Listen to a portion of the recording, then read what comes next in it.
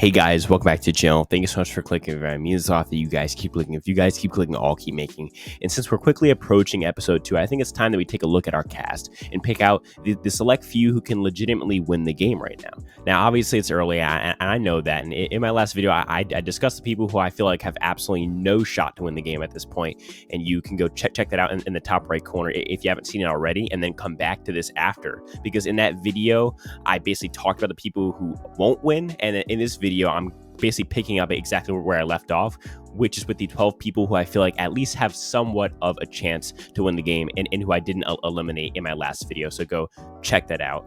And now what I'm going to do is go through and eliminate the people from this group of 12 who I think are just straight up not true contenders. So out of this group of 12, I think any of them really have like at least a little bit of a shot to win, but I'm going to narrow it down to 5 true, real contenders who I feel like just simply are on a different level than the rest of these 12 people.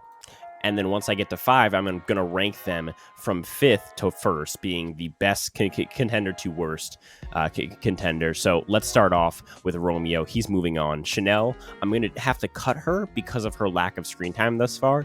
As confident as I am in her as a social player, and also the fact that her demographic is perfect right now to win the game, really matching someone like Shan, but being a lot less aggressive, it seems. I can't rank somebody who I just simply don't know and haven't gotten like legitimate content from on the show yet. So when we do get that, maybe we'll come back to her. Omar, I'm gonna move him on. Swati's also moving on. Hi, I've got nothing from him also, so he's out for now. Mike Turner, and this was tough because I don't know, I feel like I didn't want to cut Mike, but I had to cut Mike simply because I feel like he doesn't have the strategic ability to hold up with one of the most strategically savvy casts that we've seen in a very long time. Also, he doesn't have the power on his tribe. He needs Danielle and Chanelle to flip over to him and Jenny, and he'll probably go out if he doesn't do that.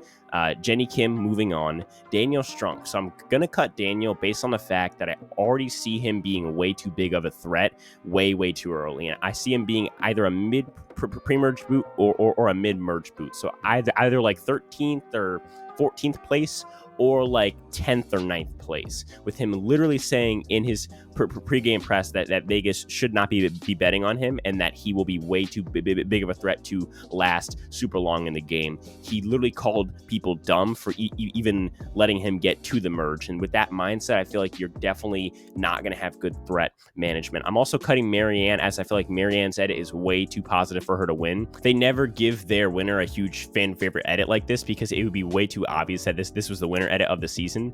Maybe I'm overthinking it too much, but there's just no way. And I will say Marianne probably wins a jury vote against literally anyone, so that's another reason for her to get voted out. I feel like if the players let her get to the end, that's like letting Rupert and Pearl Islands get to the end. Like, it's an easy win for them, no matter what their strategical level is, because everybody loves Marianne. The people watching, the people in the game, Marianne herself. I mean, it's just like, come on, it's Marianne. And Drea is going to move on, and now I'm going to rank them. Coming in at number 5, aka the worst contender out of the 5 that I had moving on, I have Swati. And Swati is in the best spot on our tribe right now, with her not only being in the majority with Romeo, Roxroy, and Drea, but being within the power duo of the tribe as well, with her and Roxroy basically running the show right now. And the best part is that even if the tribe flips on her power couple at the next vote, they're going to blindside Roxroy, not her, which leaves her in an almost guaranteed spot to the merge. But the big issue is simply that she's too quiet. I mean, I don't think that she can win a jury vote, and if she's going to continue to be that quiet, there's definitely no way. She's also 19, so that also doesn't really help the fact that she's not really in that age range that does win Survivor. On top of that, I quite frankly don't even know how like someone this shy and timid got on the show in the first place. And I just don't see them being able to give her a winner's edit, and therefore I'm just like, to me, there's no way she wins the game based off of like who she is as a character. Usually our winners are more vocal players and more type A personalities, if not type B, whereas in Swati seems like a type C or just a straight up introvert type of personality, which to me is never really good for a winner. At 4, I'll put Jenny, and Jenny's in an okay spot on her tribe, with the power couple on her tribe being Danielle and Chanelle, who I'm almost sure will swing over to her side with Mike, who she is in a duo with right now. And just like Swati, even if Chanelle and Danielle flip with Lydia and Hai, Jenny will probably still be fine, as they'll probably go for the more likable and connected player in Mike, also a player who's a little bit older, maybe not as good at challenges, but who knows. At 3, I have Omar, and the reason that he's here is based on the previews from both this week and from preseason. We know that him and Marianne will have a tight bond and will probably find the Beware advantage together on their tribe, along with the fact that him and Jonathan will likely form an unlikely alliance next episode, as we've seen in these trailers for this next episode. This is huge because having 2 number 1s gives you tons of power and allows them to go after each other if they want to betray you instead of just going directly for you. For example, Sarah in Winners at War, where she had both Tony and Sophie as number 1s, because when Tony felt the need to make a big move behind Sarah's back, it was against Sarah's other number 1 ally in Sophie, because that's what benefited his game the most, rather than against Sarah herself. On top of this, having Jonathan as the ultimate meat shield can only help, with his self-admitted strategy being to literally win every single post-merge challenge. That right there is the perfect distraction to help Omar at the merge.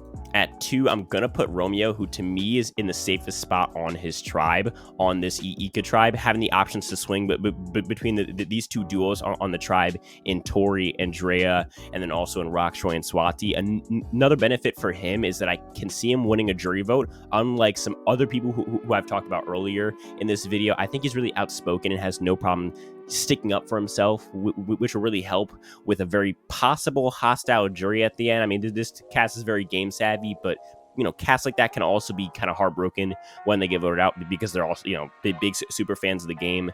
I also see him making friends probably at Shipwa Island and very easily having options come merge time as to whether or not he wants to stay with his Ika tribe, or maybe he wants to flip for a vote. But really, for me, the most powerful person on this Ika tribe to me, and this is just my personal opinion, is Drea Wheeler. And the big thing with Drea is that she's getting the best edit. We see her get the second most screen time behind Tori, and unlike Tori, we see her being self-aware when she calls herself out for being too aggressive at times in her everyday life. The edit that is also focusing on her perspective, mainly on the Ika tribe, showing her problems and her solutions instead of, you know, people talking about her. On top of that, not to mention, within the game, she has great relationships with everyone on her tribe, and Romeo, who seems to be tight with everyone except for Tori, cannot stay the same. Not to mention that even if her tribe votes to keep strength, she is one of the stronger members on her tribe. Not to mention, even if her tribe votes to keep the tribe strong, she's one of the stronger members on her tribe and won't go home there. And last but not least, she has both the amulet advantage on her tribe as well as an extra vote.